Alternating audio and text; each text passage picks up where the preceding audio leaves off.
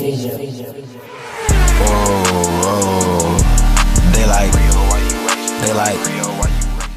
up, y'all? This really back with another video. Yes, and today we got to talk about the Cleveland Cavaliers, and most importantly, we got to talk about Evan Mobley potentially being the next Joel Embiid. But before we get into that, I need you to smash that subscribe button. If you already subscribed to my channel, I don't know why I can't say subscribe today.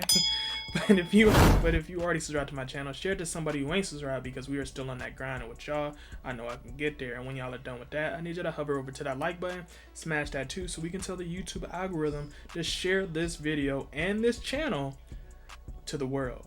But like I said before, we got to talk about the topics at hand.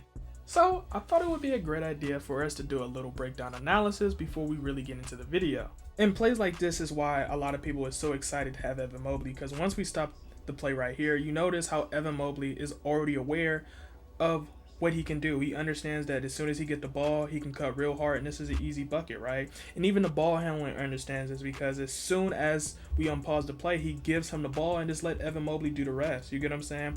And this is what we want Evan Mobley to develop. And on this next play, it's not Evan Mobley, it's Lamar Stevens, and he's another player I'm very, very excited to see him develop, because right here, he understands all you got to do is cut real hard, right? And this is all we've been asking for in our power forwards, because as soon as Lamar Stevens get the ball, he understands he's stronger than the person guarding him. He understands that he can be dominant in the paint, and he gets his easy bucket. You get what I'm saying? And this is what we need in our power forwards. And then on these two plays is Lamar Stevens running the floor, which is absolutely exciting, because now we got these two power forwards in Lamar Stevens and Evan Mobley, who seem to be excelling in running the ball, and that's something we've never had before. And on the breakdown analysis, we didn't even talk about what he was doing on the defensive end, right? Because on the defensive end, he was a monster, right? Anybody that watched it or didn't even watch it, you know, anybody can tell you he set the tone defensively early, right? Evan Mobley is a defensive monster. We knew he was going to be this, right? But we also knew that his potential offensively was going to be something special if we develop him right. And that's why I think he's going to potentially be the next Joel Embiid, right? If we can keep him from being injured, which is a variable, it's kind of hard to do that, right?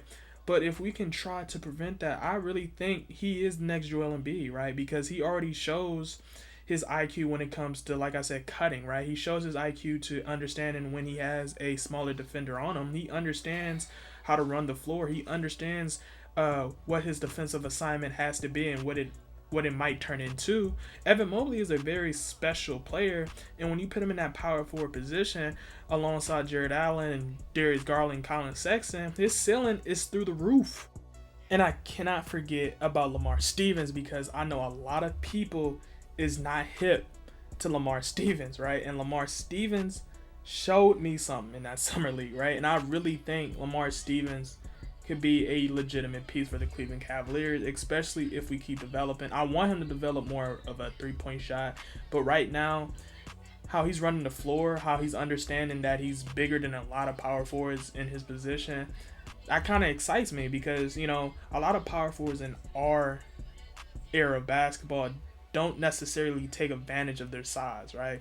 Now, the elite ones do in some cases, but a lot of the lower tier power forwards don't truly use their size as an advantage. And I think Lamar Stevens got that chance, right? I think he's more mobile than most power forwards, and I think he's a little bigger size-wise than a lot of the power forwards, which is why I think if he can develop a little three-point shot, you know, that like corner, that wing shot, it'd be something nasty. Now, for Isaac Okoro, right? Because a lot of people have been asking me about Isaac Okoro, right? A lot of people know I was one of those when we originally got Isaac Okoro. I said he is one of those type of players that's going to need some time, very similar to Jimmy Butler, Paul George, and Kawhi Leonard, because when you get a player that is defensive-minded like Isaac Okoro, they have to develop offensively, and he's one of those players, right? And a lot of people is saying that, you know, how long is this going to take? That's a question that is unanswerable, right? But if he keeps developing how I've seen in the summer league, how we've seen throughout the league, as well as the rumors of the reports of Cleveland Cavaliers wanting to develop his playmaking ability, you know, that's great. You get what I'm saying? Now, me personally, I would prefer him also to develop more of a shot, more so than his playmaking. But I mean, let's see how this goes for, you get what I'm saying? Because this might be what he needs to really be a great player for the Cleveland Cavaliers. Now, I would also consider letting him play more shooting guard than small forward, because I still feel like 6'5" is undersized for the small forward position. Don't get me wrong, it will be times where small guards will be put in that small forward position and he can guard them. But I feel like a lot of the times when he plays those elite small forwards like KD, LeBron James, Kawhi Leonard, he's gonna have a tough time, right? Even Paul George, if he gets put in that small forward position, he's gonna have a tough time, right?